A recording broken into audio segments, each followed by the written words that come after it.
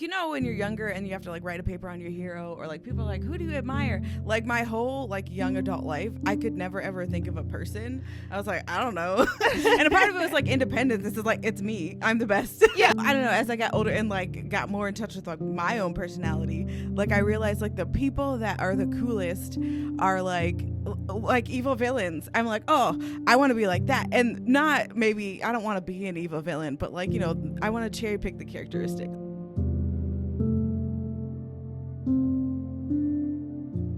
Welcome to the Locala podcast. I'm Lisa Anderson, your host and publisher of Locala magazine. Before I introduce our guest today, I do want to thank our sponsor, which is Your Place Insurance Mortgage and Title, your everything agency. Be sure to visit their website at www.yourplaceocala.com. All right, guys, I am super excited to have this guest today because I have wanted to interview her since I was first introduced. And her name is Margaret Dixon, and she is the Director of Education and Community Outreach at the Reilly here in Ocala. She calls herself a diversified musician, and she joins us today for the extended content portion of our magazine's December issue. So welcome, Margaret. Hi, well, thank you for having me. Yeah. So I'm going to just dive right into your childhood, because why not? Let's just dive right in. So, okay, you in our pre-questionnaire, you mentioned that you had lived in Gainesville since 2009, and then just moved over here in May. So where were you before 2009? Where did you grow up, and what were you doing? Everywhere. My dad was in the Army when I was younger, so I was actually born in Germany, overseas, lived there for, I want to say 3 years maybe. Like I hardly remember moving to the States. And then when we moved back stateside, my dad retired from the Army, and we lived a bunch of different places. Like I've lived in Kentucky, I've lived in Cincinnati, I've lived in Michigan, I've lived in Chicago. So I kind of hopped around a little bit. And then I moved to Alabama in the 9th grade. And then I went to high school there, went to college there, Roll Tide. And and then I came to Gainesville for grad school. Okay, so I was going to say, okay, we're finding our way to Florida somehow here. So you mentioned you did a lot of work actually here in Ocala while you were in Gainesville. What were you doing back and forth? So my work in Ocala started just with the Symphony. I auditioned for the Symphony when I was in grad school, won a position, and I played with Ocala Symphony for several years. And as the Symphony grew, there were more opportunities and more little things that they were doing, and I kind of like latched onto that. So I started doing some of the Symphony for Schools stuff, where musicians go into elementary schools and like show them the instruments of the orchestra. And then at some point I took that program over because the person who was running it, they needed help running it. Yeah. And I was like, I'm free. And so I took that over and then kind of re-envisioned that and revamped that and turned it into a really great program. And then in 2019, I think. Okay. Maybe the end of 2018, sometime in there. Yeah. I actually took over management of the orchestra. Okay. So the girl who was managing the orchestra, she stepped down because she had family and other stuff to do, and they needed a new person to take over. So I took over that, managing the orchestra, doing the librarian work, and then like the more involved I got with all the things in the orchestra, the more stuff they gave me. And then eventually it led to this position now with them. Yeah. Okay. Well, perfect. Well, we'll come back to what exactly everything that you do in the Reilly here. But I did want to talk a little bit more about your childhood, because you say that you were defiant, resilient, creative, innovative, fearless, and definitely unbreakable. And you mentioned that you had kind of a chaotic childhood, and I'm guessing now that hearing a little bit of story, it has a lot to do with moving around and stuff. But you said your stubbornness got you through that. So what else like in your childhood was chaotic that? So lots. My parents didn't have the healthiest relationship. Okay. They were divorced when I was 9 or 10. And then I lived in a single parent household with my mother. My mother got sick. She had cancer. She passed away when I was about 13. Oh, wow. Then I lived with my father, who I hadn't, interacted with for a long time. Didn't quite work out. Like, he wasn't quite ready to take care of children. Yeah. And then when I moved to Alabama, it was actually to live with an aunt. And then that's when everything was a little more stable. So that's why I was in the same place for so long, went to school there. So just like a lot of chaos and a lot of taking care of myself and a lot of like taking care of my little brother and taking care of my sick mother, stuff like that. So just a lot of responsibility, a lot of turmoil, a lot of creative thinking, figuring stuff out, making it work, getting up and going to school regardless of whatever's happening here. So stuff like that. And I think I learned like at an early age, like survival skills essentially. Yeah. So that kind of stuff, and being stubborn and not like letting stuff like that break me down, even as a child. So, and I feel like that carries over now in a hopefully more healthy way. Like I retain a lot of that stubbornness where like, I'm not going to quit. Yeah. I'm going to push through, see it through, make stuff happen, that kind of thing. Yeah. Just resilience. Okay. Did you kind of use, you're so passionate about music. Did you use that at that point in your life yet? Was music kind of introduced to you yet? When I was younger, a little bit. So I started dabbling in music when I was probably in like, I don't know, second or third grade. My mother was she's a theater person. So I grew up on musicals. Her parents were band directors. Okay. So like there was a lot of music in that side of my family. Yeah. So I played instruments here and there, and I remember taking music classes when I was little, like general music classes, not in school, but like I was in some sort of community program. Too young in my memory to remember exactly what it was. Yeah. And then in fourth grade, I lived in Michigan, and they had orchestra, and you were allowed to start orchestra in fourth grade, or you can start band in fifth grade. And I was like, well, I want to do it now. So I started playing cello in fourth grade and did a lot of music stuff. Really liked it. And then when I moved to Alabama, they don't really have orchestra; they just have football. So they have marching band. So I was like, cool. So I'll switch. And that's when I started playing French horn, which is what I play now. Oh, wow. So music's kind of just been with me. I don't think I really got passionate about it probably until like high school when it started to get pretty serious. Yeah. And I was with a support system. I had family that was supporting me and pushing me, and it wasn't so passive. Yeah. Mm-hmm. Yeah. That makes it a little bit easier and stuff. So, okay. I do want to talk a little bit more about what it was like making that transition from Alabama and all of that to being on your own here in grad school, because you had a lot of independence and responsibility as a young child. Then you got the support system.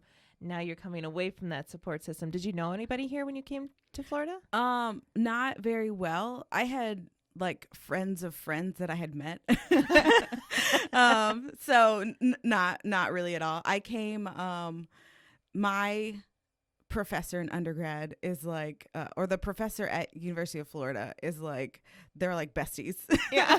So there was like a political connection, and part of the reason why I chose Florida, that and I got a really great assistantship, and I was like, oh, I don't have to pay, I'll go there. And so I didn't really know anyone. The first few months here were weird. I remember days, especially before school and classes started, where like I wouldn't like speak, and then I would like, I don't know, cough or sneeze at 3 p.m. and be like, well, it's the first sound I made all day.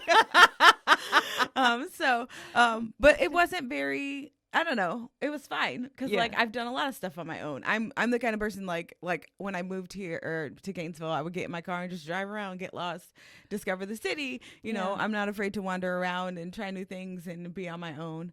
And when school started, I did marching band stuff. So if you do marching band, you make 400 friends before school starts. Like that's true.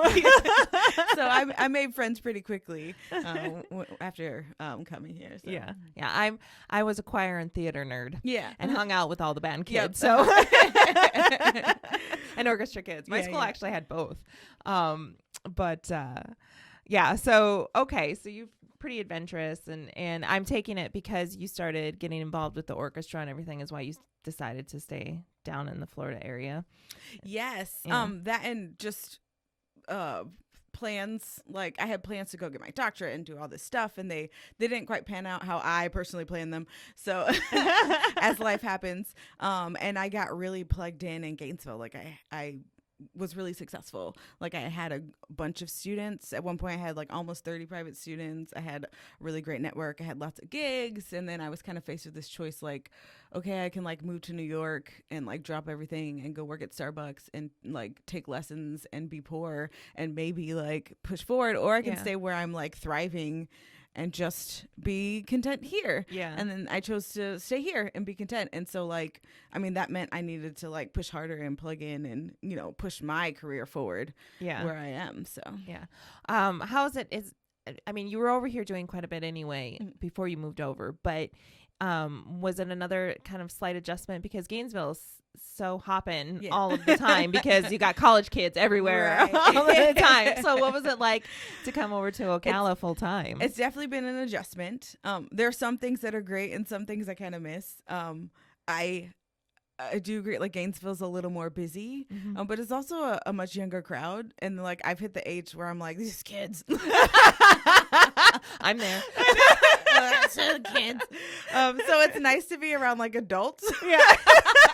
Like I live in a house in a neighborhood and it's quiet and people cut their grass except for me and I'm the kid. My neighbors are probably like, that girl. Are you thumping that bass music? No, I do practice my horn inside though, and I'm like, sorry guys. So it's been an adjustment, but I like, there's a lot of things about Ocala that I really like. Like it is a more mature atmosphere. I feel like the art scene is easier or more prevalent in a different way. Like Gainesville's got a lot of like open mics and like shows downtown, and but it's kids, you know, they come and it's, you know, the McDonald's of it all. Like it's quick, fast, cheap, and here it's a little more mature. Like we have like art galleries, we do, and stuff like that. So I really like that aspect. There are some things about Gainesville I miss, like Trader Joe's. Every time I go, I still go to Gainesville a couple times a week because I kept some of my private students that I'm still working with. Okay. So I go up a couple times a week to teach. And I always go to Trader Joe's when I'm there. So little things that I miss, but I mean, it's right up the road. So like if I want to do something or visit a friend or something, it's really, it's not a bad commute. No, it's pretty easy to get up there. Yeah. Okay. Well, before we dive into what your job all entails, one of the things that really fascinated me about you was that your heroes are fictional characters. They are, all of them. Yeah. So tell me a little bit about that and what. Yeah. So when, like, you know, when you're younger and you have to like write a paper on your hero, or like people are like, who do you admire? Like my whole like young adult life, I could never ever think of a person. I was like, I don't know. And a part of it was like independence. This is like, it's me. I'm the best. Yeah. I'm my own hero, as you should be. Exactly. And so, I don't know, as I got older and like got more in touch with like my own personality, like I realized like the people that are the coolest are like evil villains. I'm like, oh, I want to be like that. And not maybe, I don't want to be an evil villain, but like, you know, I want to cherry pick the characteristics. Yeah. So one of like my biggest heroes is, you know, the movie Devil Wears Prada. Yes. I love Miranda Priestley. And like, she is my hero. And I'm like, I just want to be like that, where I walk into a room and everyone does their job. Because of my presence. Terror? And I'm like, I just want everyone, and not out of terror, I want people to like want to like work hard. And so like I want to take that, you know, the power and presence, and she's so good at her job and like so together, and like she's never like, what's happening? Like she's never freaking out or fumbling around. She's got like a plan and she knows what to do, and she's like delegating tasks, and she's like, hey, this needs to get done, and like, where are the belts, and like all of this. And I'm like, yes, that's what I want. But things like that. And I like little things about different people. So another one is King Julian from Madagascar, the little lemur. Yeah. I love him because like literally he's a terrible, terrible monarch. Absolutely not a good leader. But like everyone follows him. Yeah. Like they love him. And like he's so like carefree, like a plane is crashing and he's like, fine, put your arms up. And like nothing rattles him. Like everything's on fire and he's like completely like everything's fine. And I'm like, I just want to be that like stable while chaos is happening. Like it's fine. So in other words, you kind of want to be the better qualities yes of the villains that you're pretty much. Yeah. So I love, like, I don't know, I just get really attached to fictional characters. I love them, and I'm like, oh, I want to be like that, except without those things. Yeah. I don't want to be the outcast. I don't want to be the one that everybody like is scared of. Exactly. Yeah. But I want that respect. And I think for me it's easier because, like, when you look up to real people, like, real people have, like, real problems. Like, you know, it's like this person's your hero, and then you find out, like, 10 years later, they're like, I don't know, they were secretly a drug dealer or something. And you're like, oh, no. And there are some actual people that I look up to but kind of in the same way. Yeah. Like, I really like The Rock because I like his I follow his social media account, and I'm like, he's so good at social media, and I'm like, I'm really bad at it. And like his career is so diversified. Yeah. And I'm like, I love that. And like, he seems like such a great person. Like, he's built such a great brand. And I'm like, yes, all of that. I love all of that. And so, like, you know, I like to cherry pick little things about successful people that I like and I want to incorporate into what I'm doing. Yeah. But never just one whole complete person. No. So who do you think your primary trait resembles out of some of your characters? Oh, I don't know.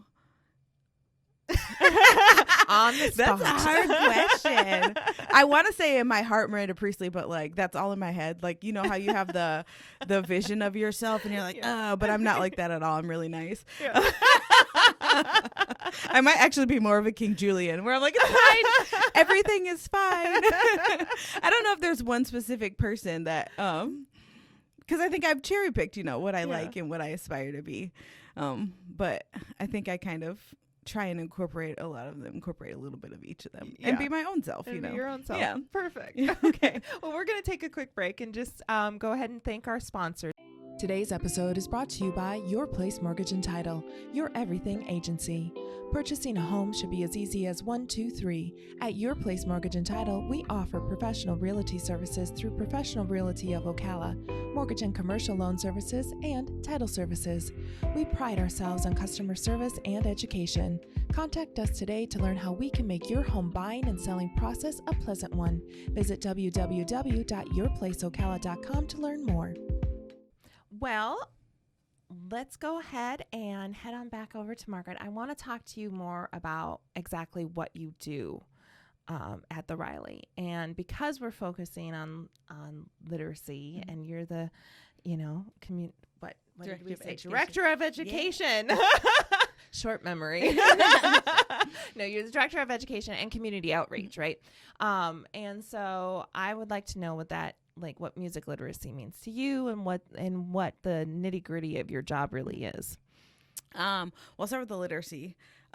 Music is the way your brain processes music is very similar to how it processes the written language. So it's essentially like when we read a book, our brain is taking symbols and like encoding them, processing them, and turning them into meaningful words or sounds. And the same thing happens in music. It's just a different symbol. It would be the same thing if I gave you like writing in Chinese. Your brain is translating a different symbol into a different meaning. And so a lot of the issues that pop up in learning to read also pop up in music. And a lot of times I'll encounter like really low level like processing issues and stuff in music lessons, because like in kindergarten and stuff, you don't always notice that a kid might be struggling, and eventually they figure it out and they read fine, and then they get to music and you're like, oh, you like the music moves when you play, and it's like, oh, we're like losing focus and like we're, you know, flipping notes around, stuff like that, or it's taking too long for us to process off the page into our instrument, and a lot of the things that happen in reading you can work on in music, and you actually improve those skills because you're doing the exact same skill but with new material, so it can actually help your reading and help your reading get better. And I focus a lot with my private students on literacy. That's a big thing for me. Not specific literacy, but fluency. Okay. So to be a good musician, you need to be able to instantly read what's on the page and translate it. Yeah. So think about like when you read a book, you don't have to sound out the words, you know, if you are fluent in that language. And you can get to that place in music where I can look at a piece of music and in my head, I know what that music sounds like because I can read it. And so I work a lot on I call it like the 4 aspects of fluency. So reading, writing, hearing, speaking. And so we do activities where like I have them read the music, not on their instrument, like out loud. They might count and clap rhythms, or they'll read their music and say the note names like a book. So we're testing the processing part and the seeing and speaking part. And then I might do the opposite where I'll clap or play a rhythm and they have to write it down. Okay. So like practicing the listening, writing aspect of it. And if a student can be good at all 4 of those, then they will most likely be a very talented musician because they won't struggle with any of the literacy aspect of music. Yeah. Mm-hmm. I know reading music for me was very difficult. I could hear things pretty well, but yeah, I never focused on the actual notes that well. You are probably vocalist, yeah, and that happens a lot because you spend a lot of time working on the speaking hearing part.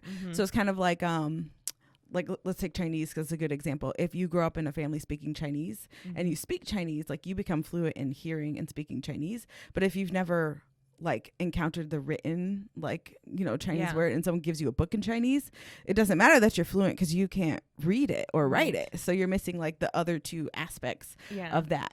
And so you end up like partially fluent where you're like, I know what's going on, but like you have that little hurdle. And that's where most kids end up, somewhere like in that little hurdle where they need to work on this skill in order to get over it. When did you personally start realizing that those skills were so important? Like when you were younger, like when did that really click for you? I don't know if I personally, like in my playing journey, ever had that realization. I think I just was like fortunate enough to have teachers that incorporated all those things. Like I remember in high school, my band director would do rhythmic dictation. Like he would do rhythms on the board at the beginning of every class. And then we had to write the rhythms. So I had some of that already incorporated into my music education. And I think it helped that I grew up in a musical family. So I was speaking the language of music as a child. The hearing speaking part was already there. Yeah. And and I started reading music at an earlier age, like in 3rd or 4th grade. And so some of it was already in progress. I don't think I really realized the fluency aspect and how important it was to being a good musician until I started teaching, encountering kids and being like, what's wrong? Why can't you play? And like the more I developed as a teacher and the more I learned, the more I realized like, oh, it's this reading issue. So by this point, I've gotten to the point where like I can like watch a kid play for 2 or 3 minutes and be like, oh, like I can see, like I can tell you what their reading scores are in class. Like, okay, you have this problem. Like I can ask you a few questions and I know exactly what we're going to struggle with and exactly what exercises I need to put you on. Yeah. Have you ever had anybody come back and say, hey, my reading's also improved since I started this? Yeah.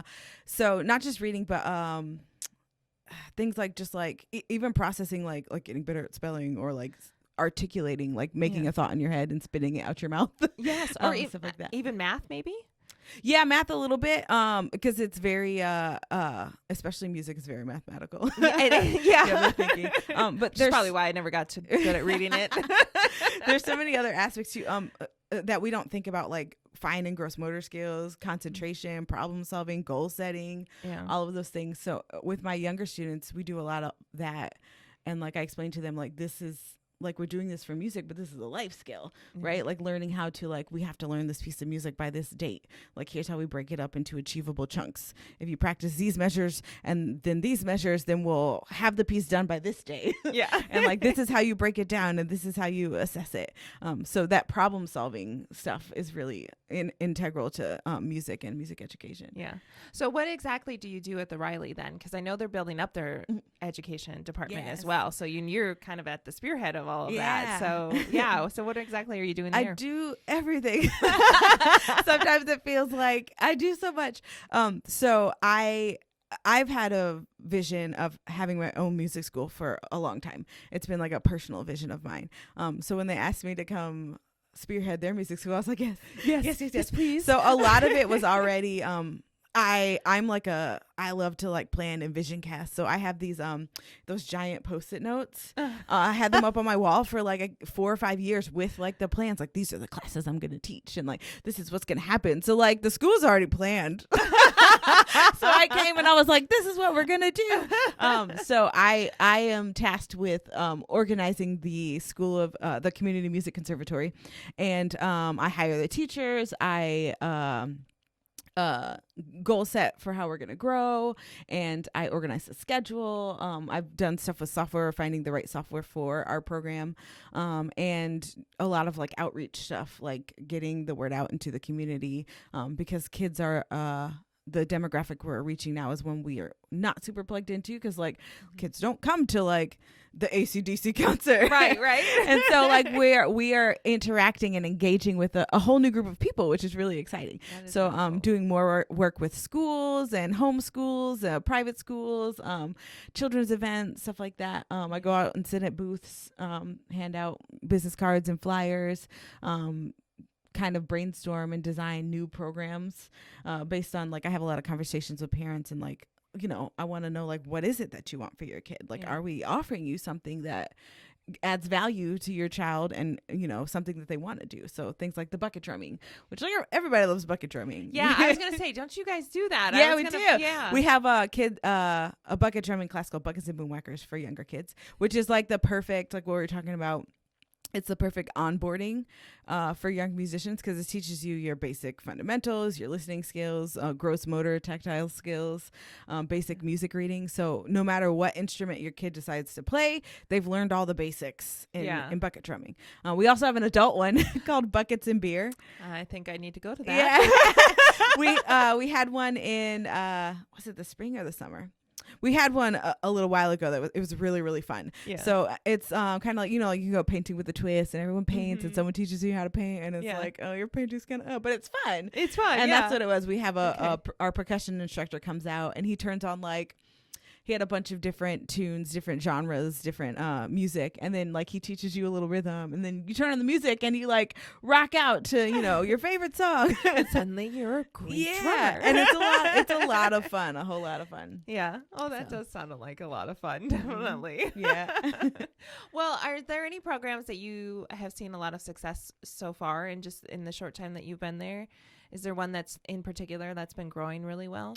Actually, our private lessons are doing really, really well. We've got 2 really great string teachers on, and some really great orchestral musicians coming in. Like we got a really great percussion instructor. We just brought on a really talented guitar instructor, tons of experience, studio musician. We have actually a performer and local band director teaching our woodwinds. So we have some really knowledgeable, talented staff, and we've had a lot of growth in private lessons, a lot of people signing up. And I think it's something that's definitely been needed in this community, especially coming from Gainesville. Yeah. Like almost all the kids that I work with are in Gainesville. So I have a couple Ocala students, but Gainesville seems to be more, band is a bigger deal there, and so like more of the kids take lessons, more of the kids participate in extracurricular stuff. And I think Ocala, they have such a big group of people that would benefit from that, but haven't really had the place to do so. And I think that the Community Music Conservatory now offers that. Like you can take lessons from a knowledgeable, like professional person, not a person who like happened to play in middle school or like who plays as a hobby, but a person who has like a degree or a wealth of playing experience. And like all of our teachers have teaching experience, so it's not their first time working with students. So you know that you're getting beneficial and helpful information to help you be a better musician. Yeah, absolutely. Well, perfect. Well, we're just about to wrap up, and I always ask everybody the same question, and it kind of makes you feel like you're on the spot, but if you don't have an answer, that's okay. But is there anything that you would like to address that I have not asked you? Oh, that is a hard question. And it can be anything from your life to work. I feel like we talked about so much in my life. Oh, maybe just like the arts in general. Yeah. So like since moving to Ocala, we have such a, you know, I've done a lot of work here over the years, but like actually living here, I've been able to see so much more of what's going on. Like we have so much like awesome stuff happening. And I feel like I see a lot of the same people at a lot of the same events. And then I encounter, like, when I'm out just talking to people, so many people don't know, that it's out there. Yes. So, like, I just encourage everyone who's listening, like, check out the local art scene, check out the art galleries we have that are awesome, check out open mic nights that we have, and art walks, and the Appleton, and the Symphony, and all these little things, and all of them are very affordable. Like, if you go to places like Orlando, Miami, or Atlanta, and you want to go see an orchestra concert, you're gonna pay so much more than you would to come see the Symphony. And everything here is, like, so accessible. And so, like, take advantage of it, because if you move somewhere else, it might not be as accessible. Well, and one of the things that you said too about the art galleries is, I think people know about Noma now. I think they know, of course, the Appleton, but they might not realize that we've had a lot of smaller pop-up individual artist galleries come up around too. And it's not just at the Max. I mean, there's several different ones around the area. And I think you're right. Not a lot of people really realize that there's all this art and opportunity that's really popped up over the last years. But well, thank you for bringing that up. And thank you so much for being here. Thank you for having me. This is fun. It's been fun. It's been just as delightful as I thought it would be. Your smile and your laugh are very infectious. And it was great meeting you, and it was great getting to know you a little bit more today. Too. So perfect. Well, thank you, everybody. Once again, I am your host, Lisa Anderson. And I would like to thank our sponsor one last time, Your Place Insurance, Mortgage and Title. You can visit them at www.yourplaceocala.com. We'll have a link in the description. We'll also go ahead and link to the Reilly Arts Center so that you can take a look at their educational program.